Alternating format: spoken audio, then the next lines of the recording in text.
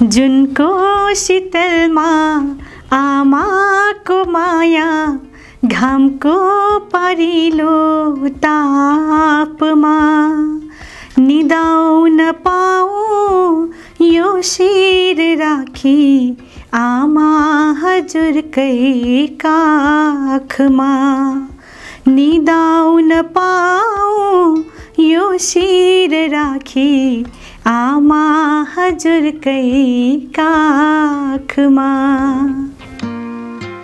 मेरो बाबुको जन्म 2071 सालमा भयो। मेरो बच्चामा चाहिँ मैले थाहा पाएको 9 महिनादेखि 9 महिनामा जुन क्रल गर्नुपर्ने बस्नुपर्ने हुन्छ त्यो चाहिँ उसले गर्न सकेन। आफू पनि मेडिकल फिल्डको भएकोले गर्दाखेरि अलिअलि थाहा भइहाल्यो। त्यसपछि मैले लगेँ उसलाई चेकअप गराउनलाई। यहाँ चाहिँ डाउन सिन्ड्रोम हो कि भनेर शङ्का गर्नुभयो फर्स्टमा। त्यसपछि टेस्ट गर्दाखेरि त्यो नेगेटिभ आयो। त्यसपछि के पनि छैन भन्ने कुरा भयो। तर पनि मलाई चाहिँ मेरो बच्चा नर्मल छैन भन्ने चाहिँ म माइन्ड मेकअप भइसकेको थियो। उसको हार्टमा चाहिँ प्रब्लम नै थियो, आर्टेरियल सेप्टल डिफेक्ट थियो, पल्मोनरी आर्टरी स्टेनोसिसहरू थियो। त्यसपछि मलाई डाक्टर दिवाकर शर्मा जुन कार्डियोको डाक्टर हुनुहुन्छ उहाँले चाहिँ सिस्टर उसको यो पनि मुटुको पनि प्रब्लम भएकोले गर्दाखेरि उसलाई जेनेटिक प्रब्लम केही छ कि किनभने ऊ राम्रोसँग डेभलपमेन्ट भएको छैन भनेर मलाई इन्डिया रिफर गर्नुभयो। त्यहाँ डायग्नोसिस भयो। विलियम्स सिन्ड्रोम भनेको चाहिँ एउटा क्रोमोजोमल डिसअर्डर हो जुन चाहिँ एकदमै रेयर कन्डिसन हुन्छ। लाइक 1 in 7,000 8,000 बच्चाहरूमा अथवा 10,000 नै होला सायद हुन्छ। त्यसमा चाहिँ बच्चाको डेभलपमेन्ट चाहिँ एज नर्मल टिपिकल चाइल्ड भन्दा चाहिँ अलिकति डिफ्रेन्ट डेभलपमेन्ट हुने, डिले डेभलपमेन्ट हुने। त्यसपछि मैले उसको लागि चाहिँ धेरै ट्रिटमेन्टहरू पनि यहाँ पनि गरेँ र गर्दाखेरि चाहिँ थेरापीहरू गर्नुपर्छ, अकुपेसन थेरापिस्ट गर्नुपर्छ भन्ने कुरा भयो। त्यसपछि मैले धेरै खोजेँ थेरापी कहाँ हुन्छ भनेर, तर राम्रो थेरापी गर्ने ठाउँ पनि नभेट्ने, प्लस एकदम महँगो, 1 सेसन पनि महँगो खालको भयो। अनि त्यसपछि स्कुलहरू पनि मैले राम्रोसँग नभेट्ने, अब कति स्कुलमा गएर कन्डिसन भन्दाखेरि भन्न दिन सक्दैनौँ हामीले भनेर भन्ने गर्नुभयो 2-3टा ठाउँमा चाहिँ। त्यसपछि कतिपटक रुँदै पनि फर्किनु पर्यो। नमस्ते, मेरो नाम अल्पना अधिकारी। म हालसालै फेब्रुअरी 26, 2024मा युकेमा जिटिजी नर्सिङ मार्फत गएको। अहिले मैले त्यही नै एज अ ब्यान्ड 5 नर्स काम गर्दैछु र गएदेखि म यो सेकेन्ड टाइम नेपाल अहिले आएको छु र आउँदाखेरि माइग्रेसन ल्याबसँग मेरो भेटघाट भएर हामी यहाँ भेटघाटमा छौँ अहिले। मेरो जन्म चाहिँ सर्लाहीमा भएको हो, तर मेरो ड्याडी सरकारी कर्मचारी भएकोले गर्दाखेरि रसुवा, दाङ, नेपालगञ्ज हुँदै फाइनली मेरो पढाइ चाहिँ काठमाडौँमा आएर एन्ड भयो। मैले क्लास 9 र 10 एसएलसी चाहिँ काठमाडौँबाट दिएँ। बाल्यकाल चाहिँ कस्तो भयो भन्दा मेरो भाइहरू पनि सानो सानो, म भन्दा 2टा भाइ पछि भएकोले रेस्पोन्सिबिलिटी अलिकति चाँडै आयो मलाई चाहिँ। अब म क्लास 2-3 मा पढ्दाखेरि नै मैले भाइहरूलाई रिसिभ गरेर लिएर आउनुपर्ने रेस्पोन्सिबिलिटी मेरो थियो।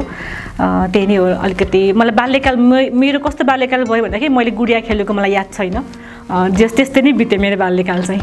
नर्स चाहिँ मेरो अलिकति इन्सिडेन्टल प्रोफेसन भयो। डक्टर चाहिँ थियो मेरो इच्छा चाहिँ। 10+2 पछि मैले इन्ट्रान्स पनि दिएँ, टिचिङहरूमा दिएँ, नाम निस्केन, अलिकति थोरै मार्क्सले मात्रै नपुग्ने।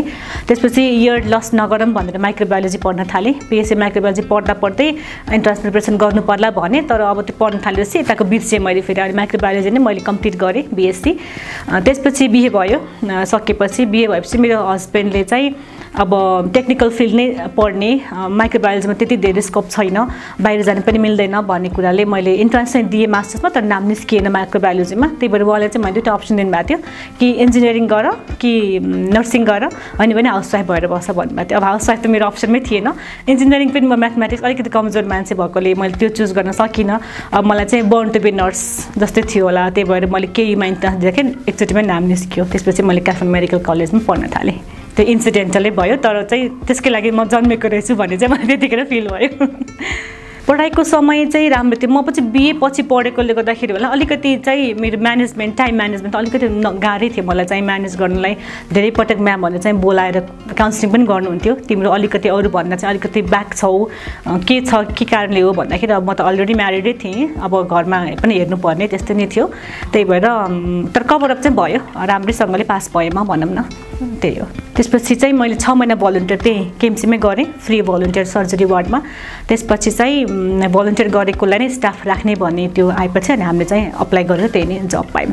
मेरो चाहिँ विदेश जाने भूत भन्दा पनि कोइन्सिडेन्टली विदेश जानु परेको हो। मेरो बाबुलाई विलियम सिन्ड्रोम भनेर डायग्नोसिस भयो।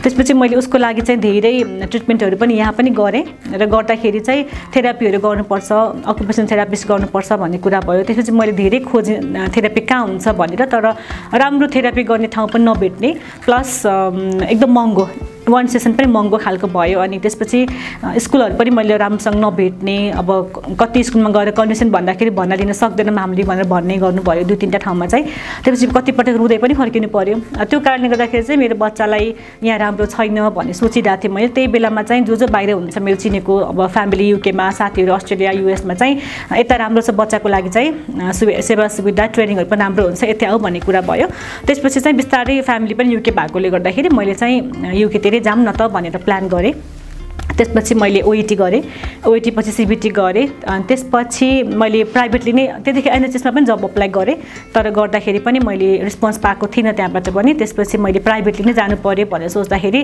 ठ्याक्क लक्कीली G2G नर्सिङ खुल्यो भ्याकेन्सी खुल्यो त्यसपछि त्यहाँ अप्लाई गरेँ गरिसकेपछि त्यही पनि अब नेपालको कन्डिसन के होला भन्ने भइ नै रहेको थियो G2G पनि हुने हो कि होइन भनेर मैले चाहिँ इन्डियाको अर्गनाइजेसनबाट पनि जाने ट्राई गरि नै रहेको थिएँ तर लक्कीली मेरो यतैबाट नाम निस्केर सेलेक्सन भएर त्यहीबाट गएँ G2G भनेको चाहिँ नेपाल गभर्मेन्ट र युके गभर्मेन्ट बेसमा चाहिँ सम्झौता भयो बेजिङस्टोक नर्थ हेम्पसायर हस्पिटलले चाहिँ 100 जना नर्सेस पाइलट फेजको लागि नेपालबाट लिएर जाने भनेर चाहिँ सम्झौता भएर त्यो भ्याकेन्सी खुलेको थियो त्यही अन्तर्गत चाहिँ हामी 100 जनामा चाहिँ इभन 100 पनि सेलेक्सन भएन जम्मा 40 जना चाहिँ हामी गएका थियौँ त्यही हो रेगुलर जाँदाखेरि चाहिँ कस्तो हुन्छ भन्दा अर्गनाइजेसनबाट जाने अथवा सेल्फ अप्लाई गरेर जाने हुन्छ G2G को चाहिँ हामीले गभर्मेन्ट सेक्टरबाटै भ्याकेन्सी खुलाएर गभर्मेन्ट सेक्टरबाटै हामी जाने हुन्छ त्यहाँ चाहिँ गभर्मेन्टबाट आएको भनेर चाहिँ हामीलाई त्यो ट्याग नै हुन्छ भनौँ न अब सेल्फ गएको चाहिँ सेल्फ अप्लाई गरेर गइन्छ सेवा सुविधा एउटै नै हो अब सेल्फ जाँदाखेरि पनि एनएचएस हो भने त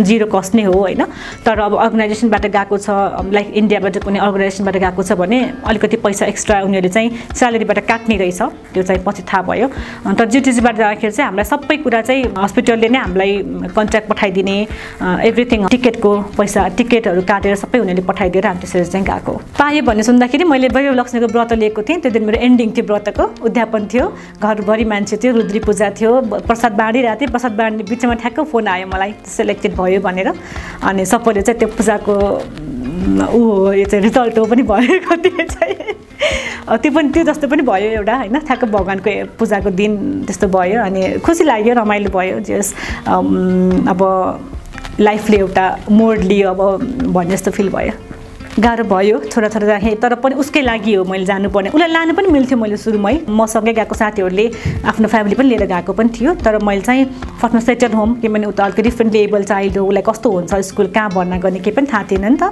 त्यही भएर फर्स्टमा सेटल होम मैले पहिला बुझौँ ठाउँ अनि त्यसपछि बल्ल उसलाई चाहिँ लिएर जाउँला भनेर चाहिँ मैले त्यही अनुसार माइन्ड मेकअप गरेरै गएको भएर जाँदाखेरि त गाह्रो भयो नै उहाँ पनि कुरा त हुन्थ्यो नै त्यही पनि अब बस्नु परेपछि बस्नै पर्छ भन्ने जस्तो भयो त्यही भएर त्यस्तो धेरै मलाई चाहिँ गाह्रो भएन छोराले सुरुमा चाहिँ म सुटकेसमै जान्छु भन्थ्यो मैले जब सुटकेस रेडी गर्न थालेँ फर्स्टमा चाहिँ मलाई बसाउनु न भन्ने अनि त्यस्तो गर्यो अनि त्यसपछि एयरपोर्ट पनि जान्न भनेको थियो उसले त फर्स्टमा त उसले चाहिँ माइन्ड मेकअप ऊ चाहिँ अब डिफ्रेन्टली एबल भएर होला उसलाई त्यस्तो धेरै अब जान्छ यो भनेर त्यस्तो धेरै पिर गरेर जस्तो मलाई लागेको थिएन तर पछि गइसकेपछि स्कुलमा चाहिँ उसले एक्सप्रेस गर्दो रहेछ क्या घरमा चाहिँ उसले एक्सप्रेस नगर्ने स्कुलमा चाहिँ मेरो मम्मी जानुभयो अब एक दिन कुरा भएन भने पनि मेरो मम्मीले मलाई यादै गर्दैन मायै गर्दैन भन्ने जस्तो हुने अनि म्यामहरूले मलाई कल गर्नुहुन्थ्यो बाबुसँग कुरा गरिदिनुहोस् न म्याम भनेर गरिदिनुहुन्थ्यो अनि उसले स्कुलमा एक्सप्रेस गर्न थालेपछि बल्ल अनि मिस गर्दो रहेछ भन्ने फिल भयो उसले भन्न आएन उसलाई म मम्मीलाई मिस गर्छु भनेर तर त्यो चाहिँ उसको बिहेभियरमा थाहा भयो कि त्यो चाहिँ भयो त्यतिखेर चाहिँ मलाई गाह्रो भयो बल्ल अनि पछि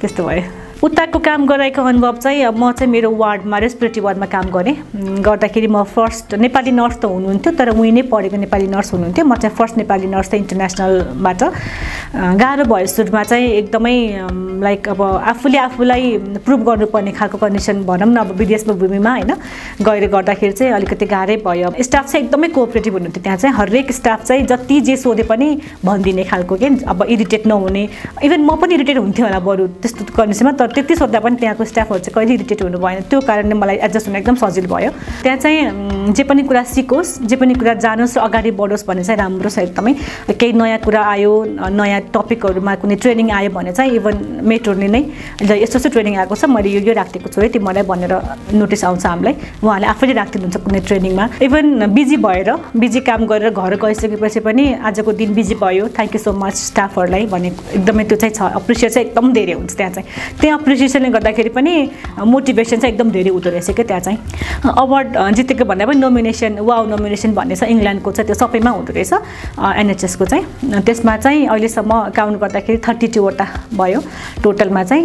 त्यो चाहिँ अब फाइनल अवार्ड त मैले पाएको छैन वाउको, तर त्यो चाहिँ पर्टिकुलर पेसेन्टले चाहिँ कसैले युआर सो हार्ड वर्किङ तैँले यस्तो गरिस् भन्छ, कसैले चाहिँ अब चेस्ट ड्रेन राख्दाखेरि त नदुखाइकन निकाल्दिस् मेरो भन्छ होइन। त्यो सानो सानो कुराहरूलाई पनि उनीहरूले चाहिँ अप्रिसिएट गरेर नोमिनेट गर्दाखेरि चाहिँ एकदमै मोटिभेटेड फिल चाहिँ हुन्छ। मैले राम्रो काम गरेको रहेछु, म चाहिँ गर्न सक्छु, उनीहरूभन्दा म कम छैन, नेपाली पनि कम रहेन रहेछ भन्ने कुरा चाहिँ भयो।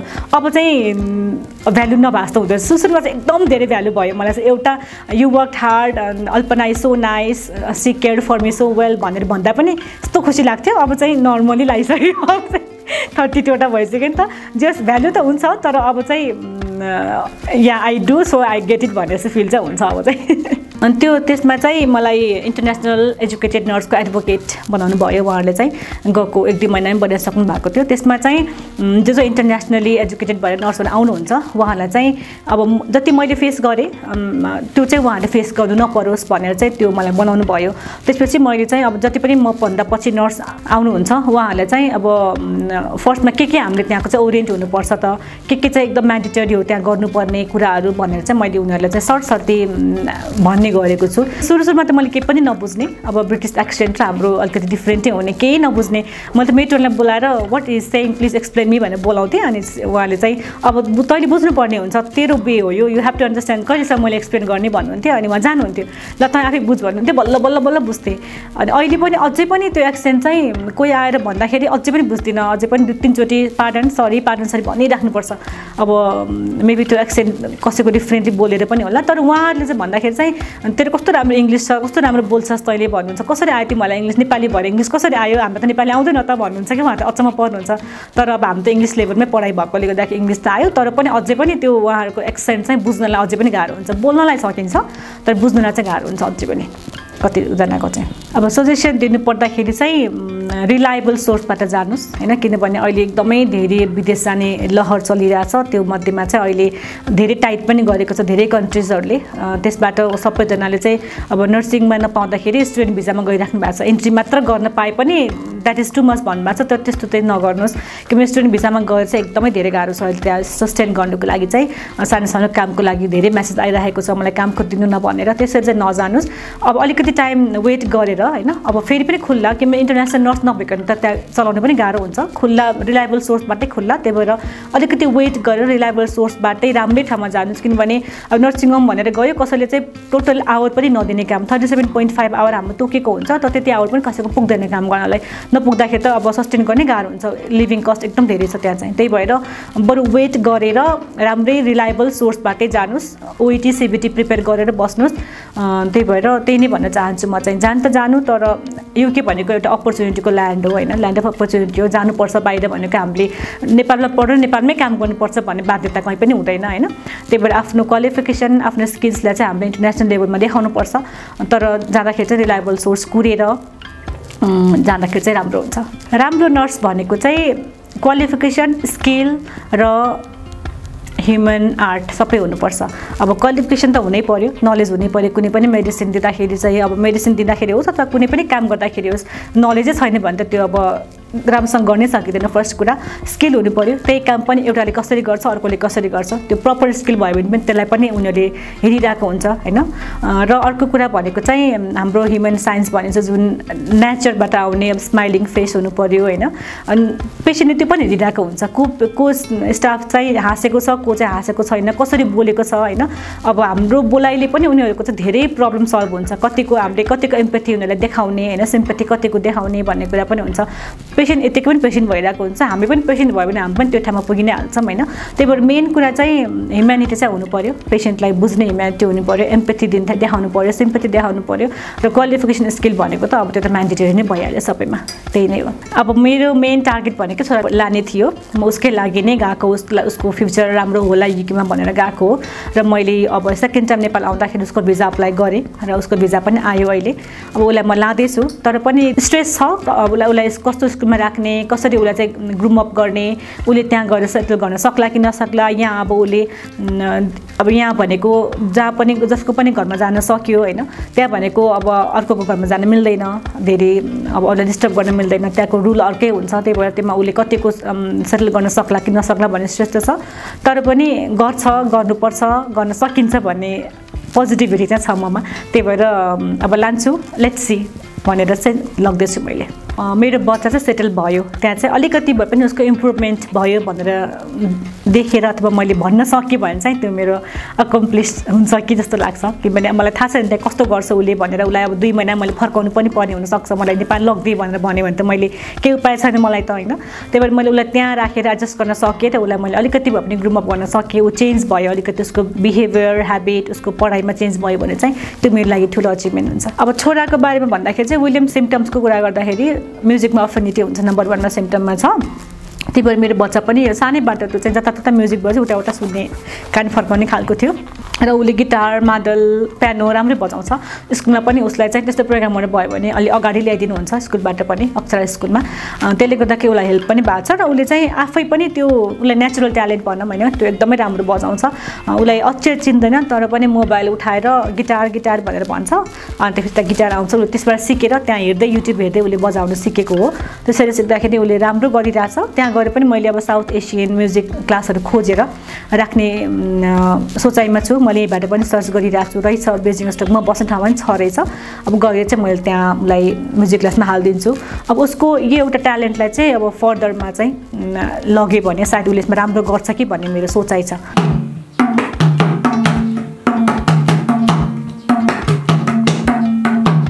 उसको चाहिँ अलिकति अटेन्सन स्प्यान एकदम कम छ उसको चाहिँ होइन, अब कुनै पनि कुरामा कन्सन्ट्रेट भएर बस्न सक्दैन, र अलिकति ओभर फ्रेन्डली सोसल बडी भएकोले गर्दाखेरि चाहिँ फ्लाइटमा अब हामी बसिरहेको सिटबाट उठेर अरूको सिटमा जाने हो कि ऊ त अब अरूसँग बोल्न एकदम धेरै, आज भाइहरू पनि देख्नुभयो होइन कति चाँडै ऊ फ्रेन्डली भएको थियो, त्यस्तो फ्रेन्डली भएर ऊ अरूसँग गएर हेलो हाई गर्दाखेरि अरू इरिटेट लाग्ने हो कि भन्ने स्ट्रेस चाहिँ छ मलाई चाहिँ, कसरी उसलाई मैले त्यो 12-13 घन्टा सिटमा राखिराख्ने स्टेबल गराएर भन्ने स्ट्रेस छ। आज युके जाँदैछु, परिवार पनि साथमै लाने मेरो प्लान थियो, तर अलिकति टेक्निकल प्रब्लमले गर्दाखेरि अलिकति डिले भयो उहाँहरूको चाहिँ, उहाँहरू केही विक्स पछि आउनुहुन्छ, म चाहिँ आज रिटर्न हुँदैछु। निदाउन पाऊ यो शिर राखी आमा हजुरकै काखमा।